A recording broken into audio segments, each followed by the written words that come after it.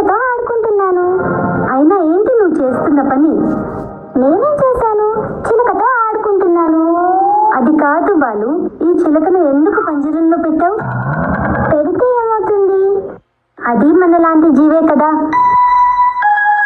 అది ఆకాశంలో ఎగురుతూ ఉంటే ఎంత సంతోషంగా ఉంటుంది.